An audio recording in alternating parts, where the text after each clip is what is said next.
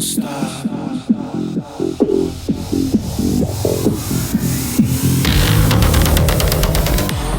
thanks for joining me on the Everything and Anything and a Bit Gay podcast. I'm recording these intros that I do, and it is end of the year, end of 2025. And I don't know if you do this, but I do this like every year. I kind of reflect and I start thinking of things that happened in 2025. I actually did a news podcast on my other podcast called Listen Up Girl. And if you haven't subscribed or listened to that podcast, you should, because I love that one. It's 10 minutes or less of LGBTQ plus news. I'm usually doing it about 5 or 6 days a week, and I'm doing a little bit of breakdown of stories. Like I just did a Nicki Minaj breakdown as my first kind of in-depth story, and then I did a lot of news on transgender people and all the government, how they're trying to come so against them and stuff. I just don't get it. So, but I did a kind of a reflection on 2025 and things that's happened in the news and in my life in 2025 and what I'm grateful for and how my life has changed and all that stuff. But going back to kind of what I was originally saying is that what I do is sometimes I think about, the past year, not dwelling on anything, but this year something kind of different happened because I started thinking more about just things that happened earlier in my life. So I just kind of started reflecting back on college days for some reason and living in South Beach with my friend Lise and just the amount of partying and how we went out 7 nights a week. And, I had an episode with me and Lise. I was probably earlier in the podcast when it started, maybe so probably well over a year or a year and a half ago, where we talked about living in South Beach in the 90s and what it was like to live in South Beach before South Beach is what it was today, which now I think South Beach today is just, number one, I hate Florida now. I had to go down there for a conference to Orlando in December, and I just can't stand Florida. I hate giving them money because they're so anti-LGBTQ plus. I was in Orlando where they had the Pulse nightclub shooting, and they had to they removed the rainbow crosswalk by the Pulse nightclub, which was a memorial to the people that were killed at the Pulse nightclub. And they are removing and then in Miami Beach, like South Beach, they removed this. It was a brick crosswalk of rainbow colors, and they removed it because of the governor who, I don't know why he's like that. Does he have an issue with coming out to himself, or is he hiding something, or did some gay person do something to him when he was younger? Who knows why certain people become so homophobic, but the most homophobic person or the one that's scared of it is usually the one that's got something to hide, or they're gay themselves, or want to be gay and can't come out. Who knows? I don't get it. But I was reflecting back kind of all the good times I used to have living on South Beach. And I feel like I did that a lot in 2025, where I kind of thought back about these friends that I once had that I wish I knew where they were now. And I'll tell you something weird that happened. So I had a friend named Alex. I had 2 friends. Well, I have 3 friends named Alex in Miami. Surprise, surprise. But I'll call him Alex number 3 because he was the third Alex I was really good friends with. First Alex was the first gay friend I had, who caught me at a bar whenever I was 20 years old, and we worked together. And he caught me in there because he was already going out there. And one night I went by myself, and he was like, I knew I'd see you here at one point. And I was so nervous. I was like, somebody's going to out me. And anyway, and then there was another Alex who I met shortly after that. And him and I kind of dated a little bit and stuff. And yeah, that was a whole thing. And I wish I could find him too, like Alex. I wonder where he is. I've asked people, nobody knows. And then the third Alex, So we were friends. We became really good friends, and we were going out to clubs and parties together. And yeah, and I really, really cared about Alex, and we had such a great relationship. And then I moved to New York, and so when I moved to New York, I had to give up my cell phone, my mobile phone, because I couldn't afford it. Like I was making $35,000 a year, and even though this was 1998. In New York, $35,000 a year, you're not getting a lot. So I had a studio apartment that was $1,035 a month. And then I had to pay rent. I had to pay Con Ed for electricity. And did I have gas? No, I didn't have gas stove. Yes, I did. I had a gas stove there. So I had to pay electric and gas. And then I had to pay cable. And then I had to pay a landline because people still had landlines there as kind of, a main phone. And the reason why I had to have a landline is because I had to have dial up. I didn't have internet because I had dial up because that's how I met my husband was in an AOL, and it was dialing up over the phone line, which is insane. Like, I don't even know. Like, it took like 25 minutes for his picture that he sent me to download. Nowadays, I don't feel like people would have attention spans for that. So back to my original point is that I have my friend Alex, who I could not remember his last name. I knew it started with an R, and just I couldn't remember it. And then one day I get a message on Facebook, from Facebook Messenger, and he goes, "Is this my Zach Randles?" Because my name is now Zach Randles-Friedman, and he knew me as Zach Randles. And I said, "Oh my God, is this my Alex?" And he says, "Yes." And he was telling me about his life, how he's married, and he has, I think, 2 kids. And he connected with me on Facebook, and we were, chatting back and forth on Messenger.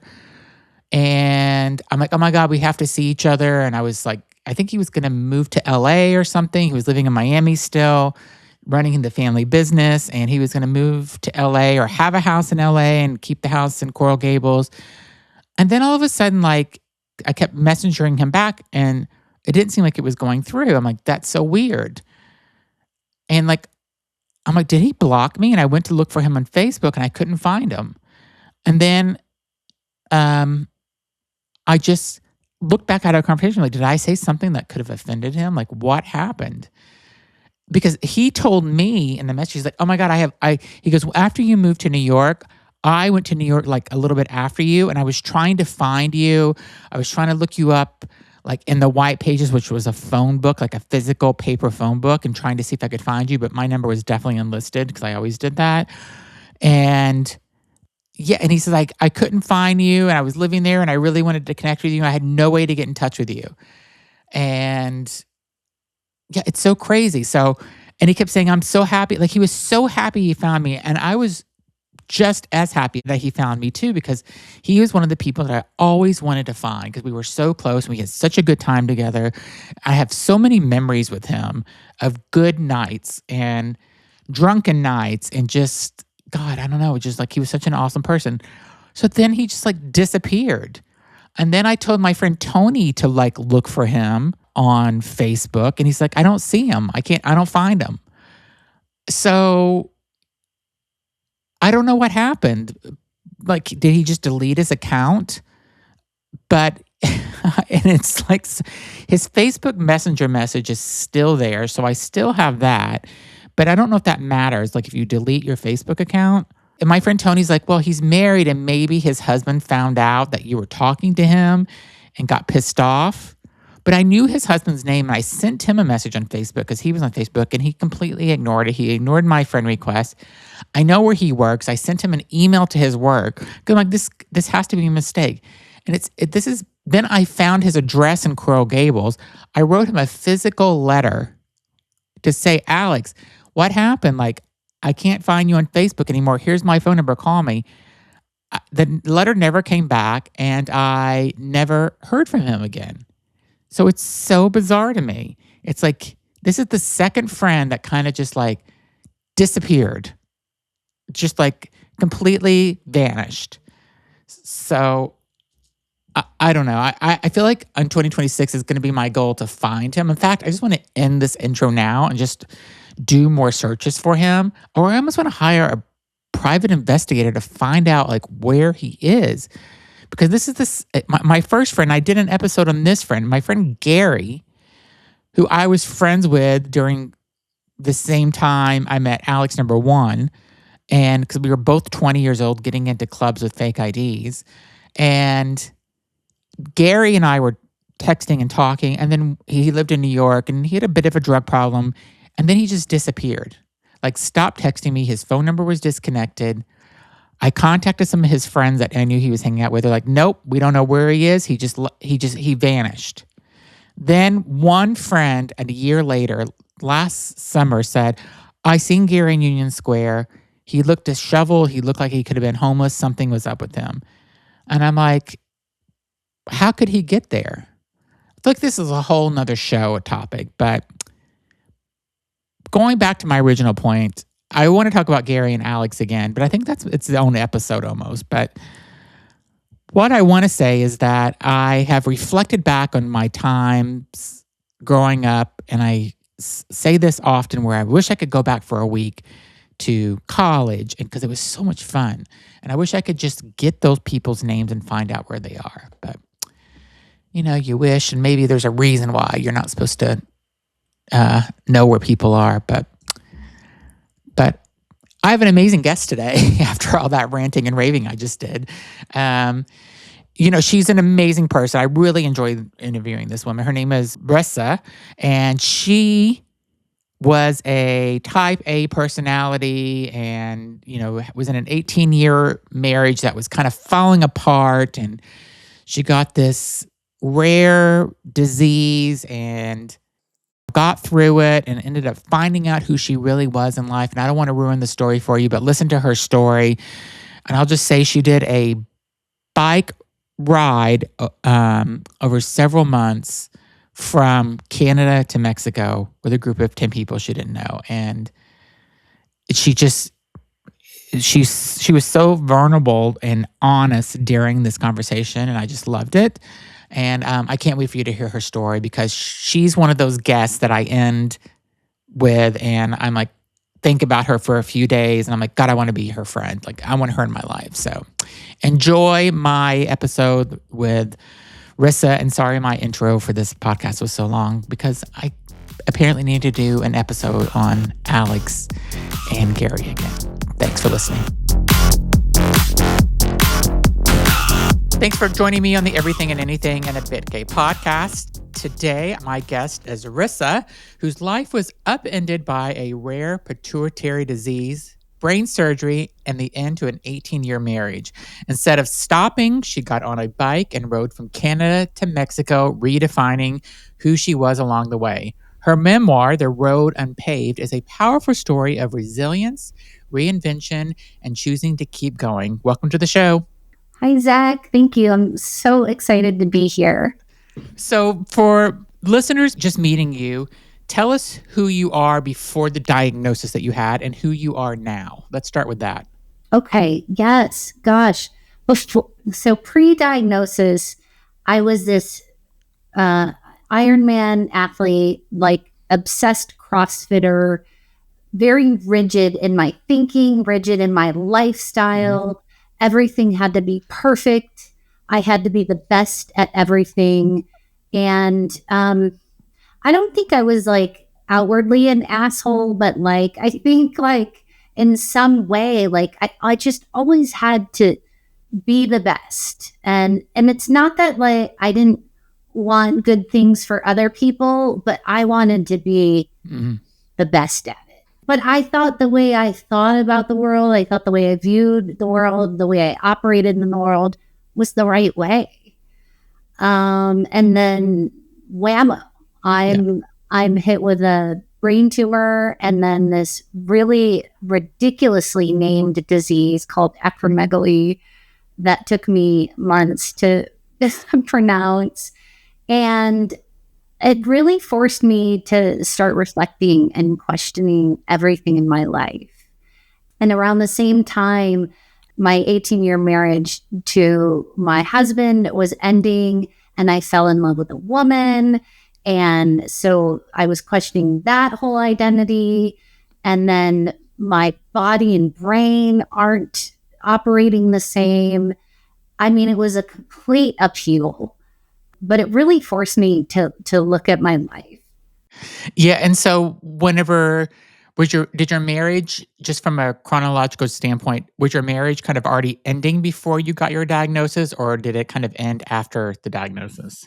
It was dissolving before the diagnosis. Mhm. And then when the diagnosis came, it just opened my eyes to Yeah, so many things. I felt like I was living someone else's life for a yeah.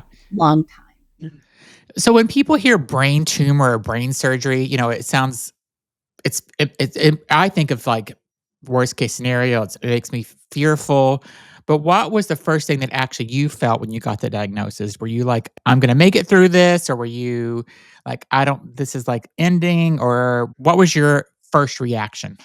Yeah, well, it took 7 years for me to get diagnosed Oh, from the wow. onset. Yeah, from the onset of me knowing something was off in my body. Mhm. I mean, there were so many changes happening in my body that I couldn't explain. And I kept going to doctors and I'm like, something's wrong, something wrong. And I kept being told, nope, your blood work's fine. We're not worried. But 7 years later, I started having such severe headaches that it was undeniable. Mhm. So it was part relief. I was like, oh my gosh, I knew it. And I think I even Mhm. threw an F bomb in there. Like I effing knew it. I was Yeah. like, it's like I knew this. And then so there was this relief, this validation. It was also the first time in my life where I realized, oh my gosh, like I found my voice. Like I have to start speaking up for myself, because I kept just listening to the doctors for Yeah. 7 years. And when I knew in my gut something was off, but then I switched into that rigid, extreme overachiever. And I was like, okay, what do we need to do to get this done? Because I have to get back to my life. Yeah. So I really didn't see it as a big deal. And it wasn't until maybe 3 months post surgery when I was like, oh my God, I'm never going to be the same person ever again. Yeah. You gave your brain tumor a name. Yes. It's Bubba. So It- why did you do that? And like, how did it kind of change the relationship that you had with your illness? Or tell me about that. yeah. So I remember just feeling, I was so negative. I was like, oh my gosh, like, I was grieving this old identity. Like, well, who am I if I'm not the Ironman athlete and Mhm. climbing mountains and riding my bike across countries? And like, who am I? And I was also had my own very successful wedding and event planning business. So, but my brain kept misfiring and it wasn't connecting with my body. So, like, I was forgetting things or things were getting garbled or messed up in my brain and there was like cognitive issues and so I remember just like, why is this happening to me? And I had this negative outlook and I felt like my body was betraying me. But my mentor, who I studied under in the modality of Gestalt, which is a very probably experiential approach to therapy Okay. or coaching. My mentor was like, what if you talked nicer to your body? What if you named your tumor and encouraged your Mhm. tumor to kind of move along, that like it's time for surgery, you got to get out. And at first I was like, that's absurd. I'm not doing it. And before I knew it, I'd be driving in my car or in the shower and I'd be like, what would I name my tumor? And I wanted it to have like a really cool name, like Rocky or like something badass. Mhm. But I just kept coming back to Bubba because he's just like this kind of goofy voice in my head. Yeah. And it just felt like the right fit. So whenever your diagnosis kind of happened, it kind of impacted your already resolving marriage that you had. But did it help you kind of reveal about, your love and Because you said that you met a woman that you fell in love with or that you ended up in a relationship with. And then just like what a partnership meant to you and what survival meant to you. Kind of talk to me about that. Oh gosh, yes.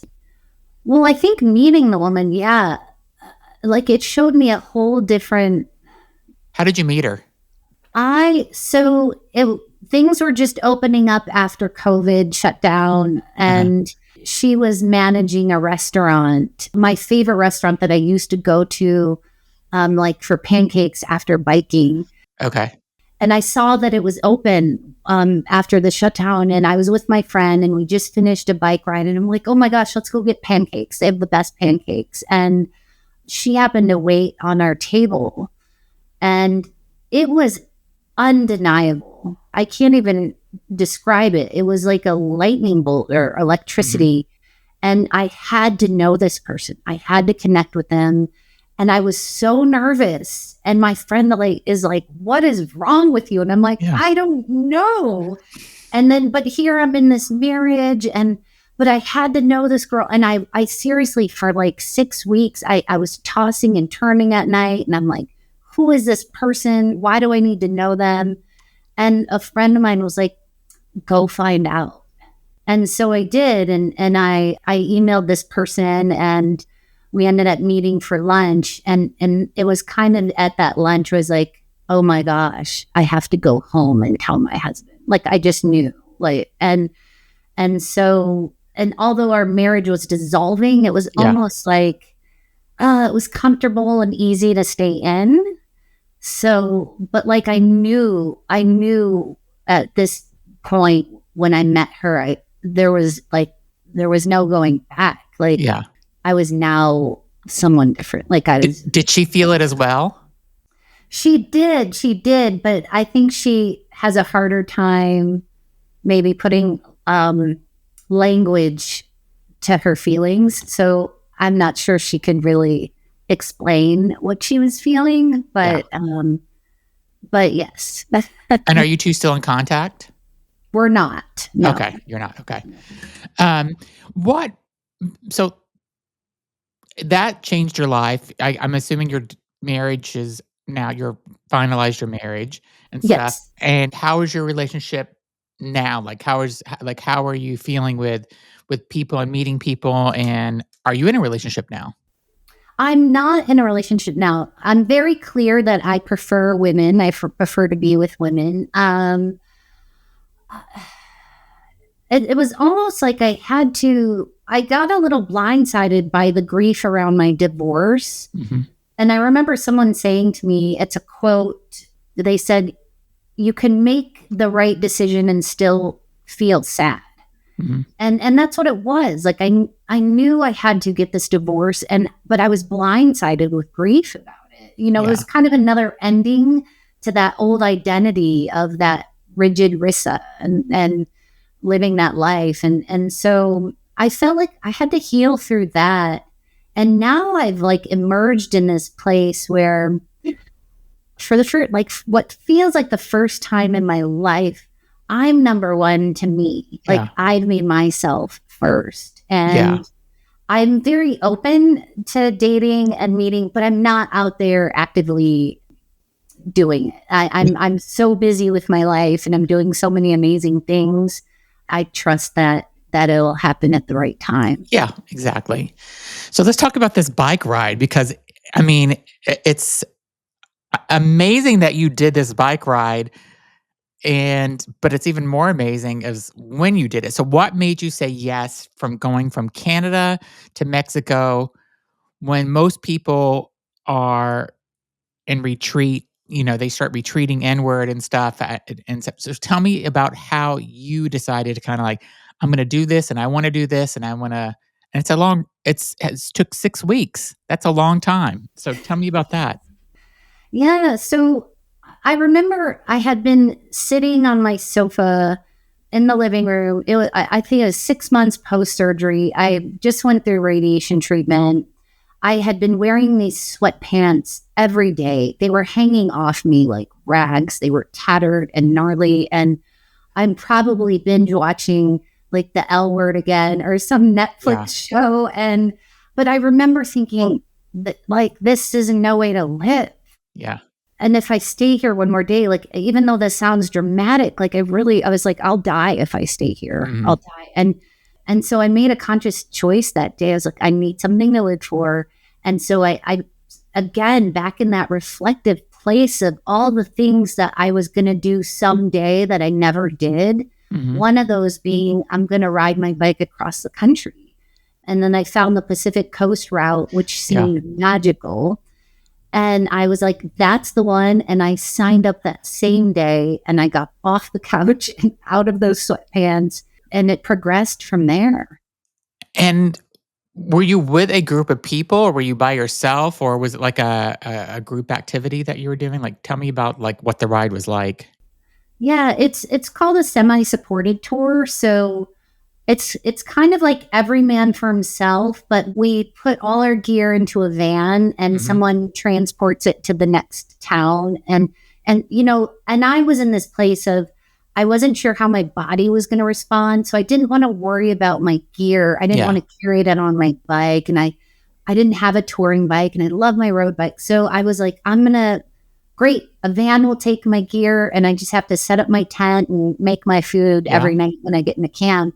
And I thought it would be easier because I was also managing some pretty complex medications that I had to make sure I shipped to a location that I would be near with my bike during a certain time. Mhm. And I had to make sure it was administered and handled properly. And there was just so many complicated elements to it. And so I thought semi-supported is the way to go. But that in the beginning was pretty challenging too, to be kind of with a group of 10 people. You're not always really riding together, but you're kind of with each other. You're camping together. You're, Yeah. cooking together. And so it started off a little rough.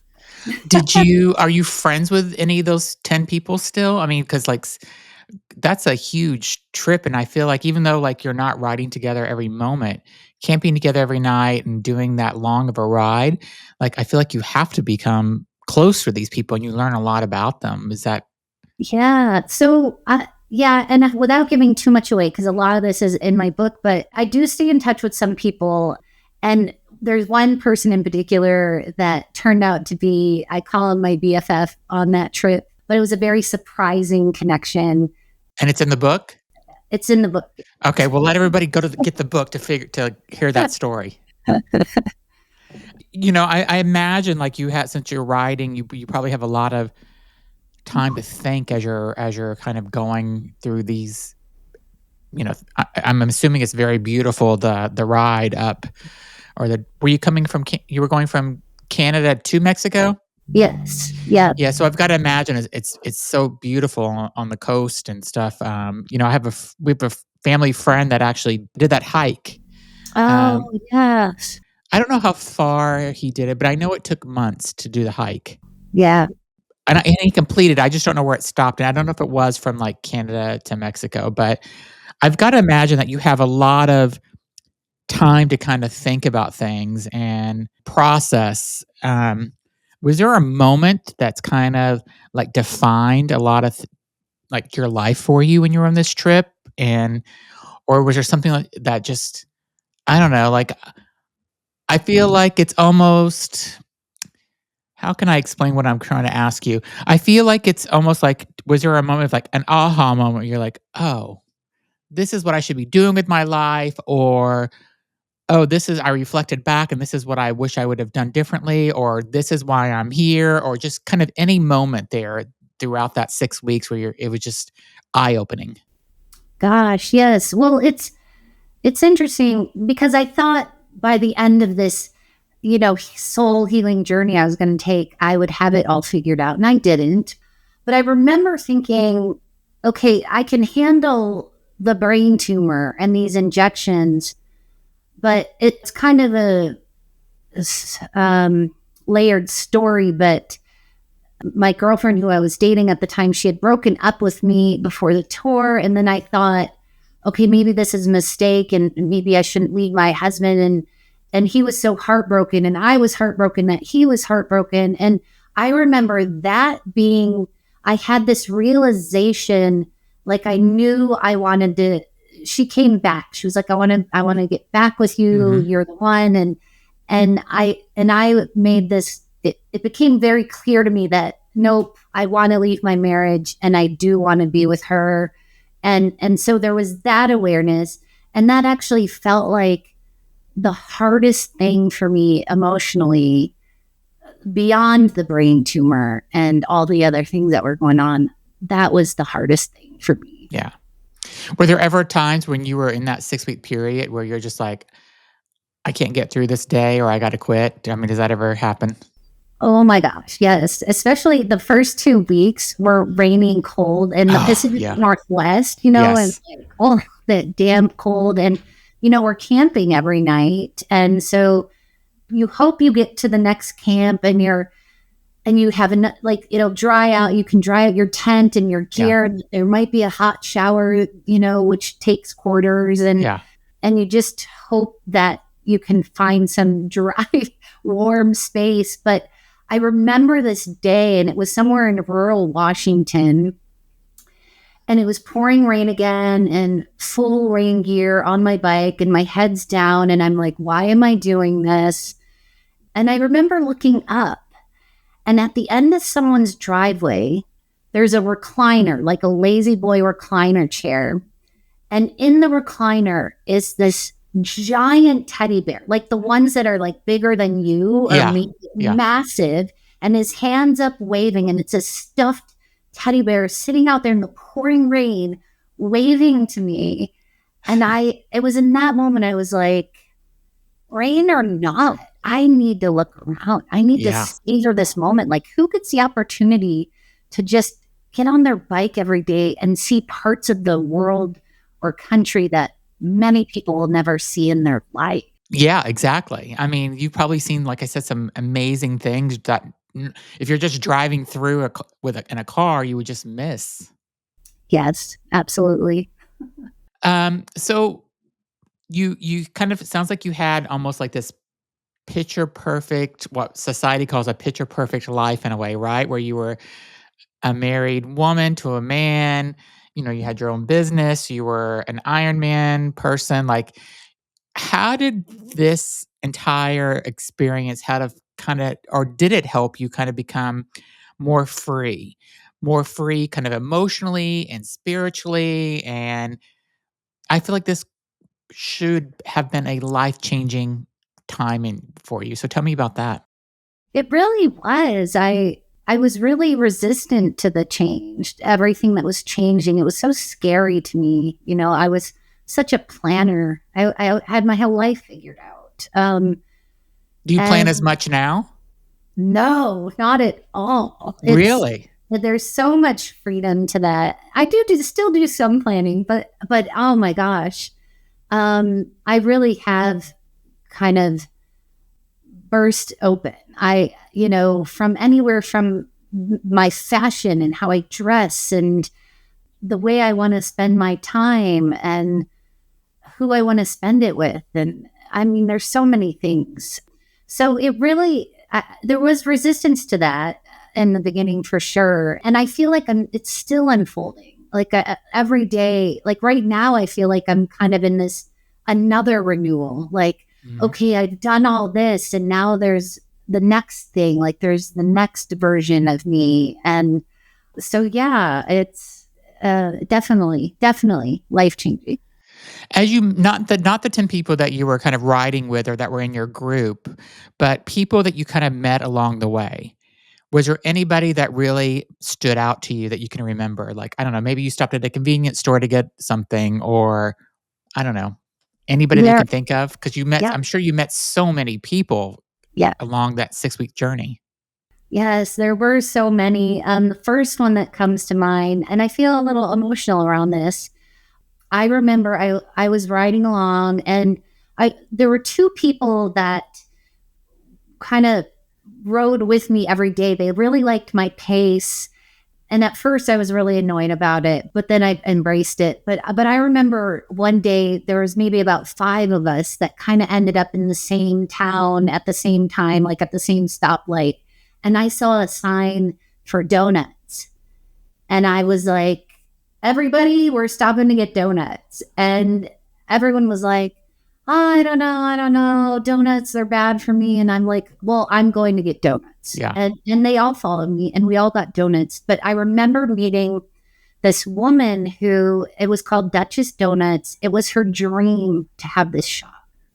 And when you walked into the shop, she had tiaras all around the shop and like in beautiful crowns, and you can wear them if you would like. Yeah. And her story, just this dream of her having this donut shop. I don't know, it just moved me so much. And then we exchanged stories, and everyone was so happy that I made them stop for donuts. And it was just one of those just magnificent interactions. And she thought what we were doing was so cool. And Mhm. I just thought anyone who goes out and lives their dream, I think is cool.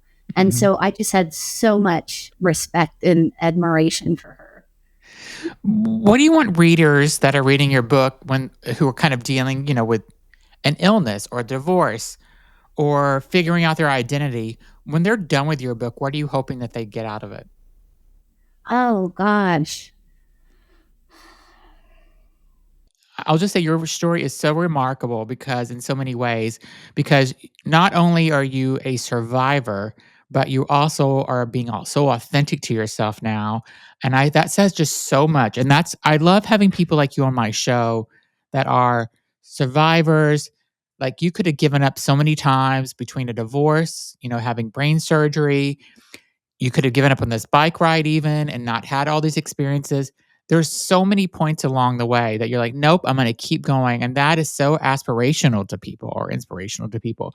And I think that you have to stop maybe and reflect on that, and hopefully you do, thinking when people are reading this book about what hope you're giving them or you're giving them, something inside of them is sparking because of your book. Is that what you are do you ever think about that whenever, as you wrote the book, like, or when you were done with the book even? I mean, yeah, my hope was always to inspire people to take action in their own lives. And I also, I'm so humbled, and I feel like I'm just this awkward human, like floundering my own way through life. Mhm. So I still sometimes, when people are like, oh my gosh, I couldn't put your book down, you inspired me. Wow, I'm going to get up and do this or do that.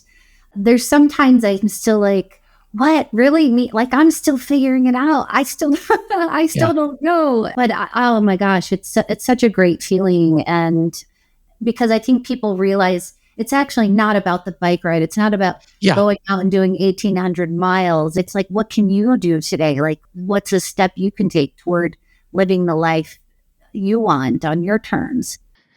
How do you kinda define, like, having a life, how can I explain this? Like, that's kind of unleashed and unplanned. I mean, it sounds so amazing to me because I'm such a planner and I have to have everything planned out. And I would love to live a life that's more like what you're living now, just because it'd be so freeing. Like my husband, for example, he does not plan anything. He is just so carefree. And I get annoyed with him by this, but I also admire it a lot as well because I wish I was like that. I wish I wasn't such a type A planner where everything's got to be done just right. And if my day is interrupted by something that's wasn't in the plan, I get annoyed by it, and I'm ordering your book today, by the way. As soon as we are done with this podcast, I'm ordering it because I feel like it's going to inspire me to maybe get towards that. I don't know if I'll ever be like that, like my husband is, but I would love to be a little bit closer to like that. So, like, what's your life? I mean, it's my original question, I guess, was just kind of, do you feel so much more happy and carefree now that your life is like this compared to what it was? Oh, definitely. I mean, it's not perfect, and I used to be like you, very much so, and maybe even worse. I was, people were probably so annoyed with me because I was so stringent with everything, Yeah. and I like to think I found more balance now, but it's not perfect. It's not. And honestly, I've had to practice it. Like Yeah. this is going to sound ridiculous, but I would purposely leave my socks on the carpet, and I would just leave them there all day, not worry about picking them up. Like I started practicing in small steps of kind of the letting go of things that are okay. That it's okay if the socks stay there. If it's okay if I'm 5 minutes late. I honestly I had to start practicing that stuff. But I will always be at least 2 hours early for my flight. I will Yeah. still I'm not Yes. negotiating that. Yeah, I'm with you there. That's me too.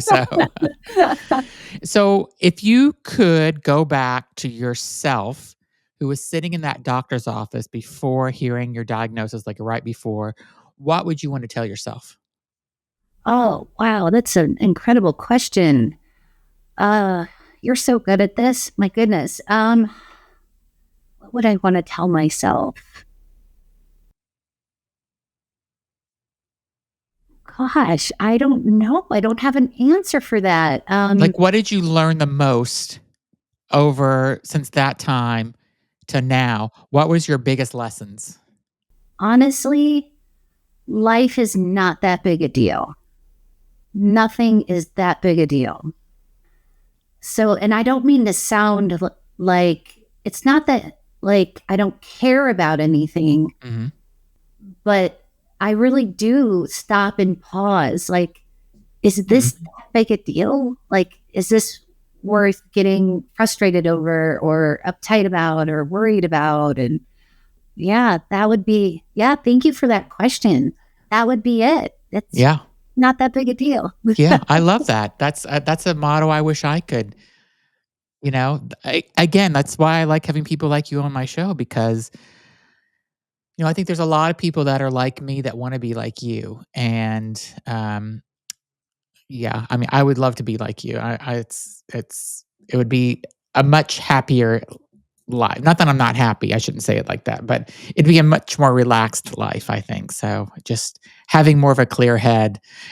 I mean, whenever you go to sleep at night, are you able to go to sleep or because I feel like I don't know, whenever I go to sleep now, I have a million thoughts in my head and I can't clear them out. My since we're the opposite, he can lay down and go to sleep in 3 minutes and, like, not think about anything. Yeah. So, did you go from, like, what I am to what he is, where you are now you're more relaxed and can kinda go to sleep without overthinking things? No, maybe some days, but I started doing things that maybe I never did before. I actually created a bedtime routine. Okay. I give myself 45 minutes to an hour to scroll through like Instagram reels or social Yeah. media. And then I listen to a 60-minute meditation. And typically I fall asleep within that 60-minute Yeah. meditation. But it's almost like I give myself time to shut off Yeah. because all day I'm thinking, thinking, thinking. But I feel like when I scroll through social media, it actually allows my brain to shut off. Yeah. And then I listen, like I said, to the meditation. And Yeah. Mhm. That's awesome. I will put the description and I'll put your book and everything in the description of this podcast and how people can learn more about you. I'll put your website in there as well. I looked through your website this week and it's a great website talking about who you are and stuff. But you're an amazing person and I'm so happy that I had you on the show. And again, I think you're so inspirational for people that, your whole story is quite fascinating and amazing in so many ways. And I love it that you found out who your authentic self is too, which I think is going to mean a lot to people. So yeah, I'm so glad I had you on. Oh, thank you. I love your show and I love how candid and honest and real you are. And you mentioned in a previous show, you mentioned your age, and I was like, no way. You look fabulous. Oh, thank you. I appreciate that. Not that you're old. We're very close in age, but not that you're old, but Yeah. by any means. But you look fabulous. So Oh, I'm thank you. just so glad. You're my Yes. favorite guest ever now. So you're going to get lots of promotion from from this episode. We're going to sell your book out. It's going to be your number one. I'm going to put so much promotion behind it. So.